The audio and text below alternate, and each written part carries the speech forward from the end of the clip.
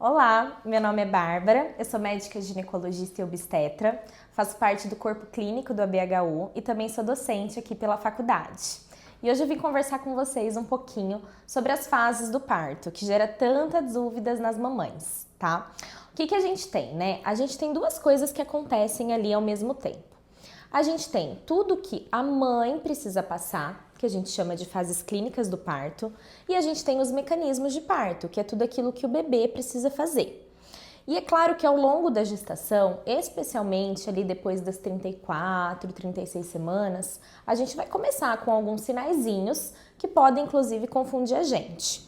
Pode começar a ter algumas contrações que são chamadas de contrações de treinamento. Essas contrações, elas geralmente vão ser contrações curtas, vão durar 20 segundos até 30 segundos e nem sempre são dolorosas. Essas realmente vêm só para dar uma enganada, tá? Não são as contrações de trabalho de parto. E você pode ter, nesse período também, a perda do tampão mucoso, que ele vai ser ali um muco que vai proteger, né, o bebê do colo do útero, da vagina, dentro do útero. Então você pode ter essa perda, né, desse tampão mucoso. Isso não quer dizer que você está em trabalho de parto. Ali, quando você realmente for entrar em trabalho de parto, quais são os sintomas que a gente vai perceber? Vão ter contrações, essas contrações realmente vão ser dolorosas. Vêm geralmente das costas e irradiam para a pelve. E elas vão durar aí pelo menos 30 a 40 segundos de maneira cíclica, tendo uma a cada mais ou menos 3, 4 minutos, totalizando 3, 4 contrações em 10 minutos.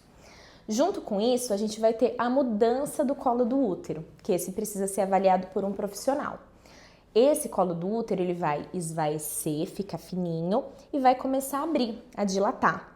Essa dilatação, para a gente considerar que é um trabalho de parto efetivo, precisa estar pelo menos de 4 a 5 centímetros. Antes disso, a gente chama de pródromo. É aí o começo, as primeiras mudanças antes de entrar na fase ativa de trabalho de parto. Na fase ativa, então, do trabalho de parto, a gente vai ter o primeiro momento, que é a fase de dilatação. Então, ele vai começar ali de 4 a 5 centímetros e vai findar quando a gente estiver com 10 centímetros. Esse período, ele costuma ter um tempo médio, que é fisiológico, é normal, mais ou menos 1 centímetro por hora. Claro que nas mulheres que já tiveram algum parto, pode ser um pouquinho mais rápido, chegando até aí a 2 centímetros por hora. E nas mulheres que é a primeira gestação, que está passando por isso pela primeira vez, elas vão ter mais ou menos aí, em média, 1 centímetro, às vezes até a cada 2 horas, tá? Então, o tempo aí de dilatação total pode durar numa média de 5 horas, tá? Depois disso, quando a gente entra na dilatação total, a gente vai entrar na segunda fase clínica do trabalho de parto, que é a fase do expulsivo. Esse é o momento em que seu bebê vai praticamente estar nascendo, tá? Ele vai ser o momento em que a gente vai estar com a dilatação total, as contrações ficam mais efetivas e o bebê tem que nascer, tem que sair. Nesse período, a gente também tem um tempo que é fisiológico. No expulsivo, né, a gente pode ter nas primíparas um tempo médio de mais ou menos 3 horas, podendo ser até 4 horas quando a paciente tem algum tipo de analgesia de parto. E nas multíparas, aquelas mulheres que já tiveram algum parto, a gente vai ter uma média de expulsivo de mais ou menos 2 horas, podendo ser até 3 horas para pacientes que têm algum tipo de analgesia de parto, tá? O expulsivo ele vai se findar, ele vai terminar com o nascimento do bebê. E a gente considera que o bebê nasceu quando passa os ombrinhos pela vulva da mãe. E aí esse é o momento que vocês vão ter aquela picadinha de amor, que é a ocitocina, que vai ajudar a contrair o útero e evitar o temida hemorragia pós-parto. Depois que o bebê nasce e ele vai para o colo da mãe, a gente vai ter o clampeamento do cordão, conforme a pediatra orienta, e aí a gente vai entrar na terceira fase clínica do parto, que é a dectação placentária. A dectação, ela pode acontecer de uma maneira espontânea, ou seja, sem a gente ficar colocando a mão, ficar puxando a placenta, em até 30 minutos. É fisiológico, o próprio corpo vai expulsar a placenta. Claro que se passa desse tempo, às vezes o médico que está assistindo o seu parto vai precisar dar uma ajudadinha para a placenta sair.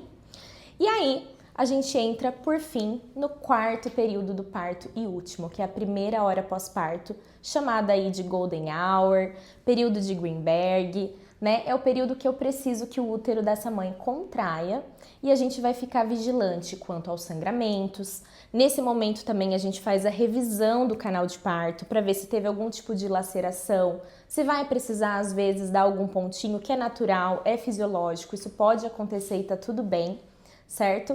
E aí o bebê vai pro colo e tá tudo certo, e seu bebê nasceu e tá com você e você vai poder curtir esse momento. Junto com isso, é importante falar que não depende só da mãe. Para o bebê nascer, ele também vai depender dele fazer os mecanismos de parto para o nascimento. Ele também precisa fazer vários movimentos dentro da barriga da mãe para que ele consiga nascer. O bebê, ele vai começar a se preparar também para o nascimento, assim como a mãe ali, semanas antes do parto começar verdadeiramente, ele também vai começar a fazer alguns movimentos para poder nascer.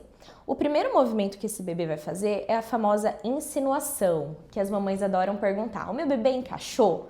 Será que meu bebê já está encaixado? Né?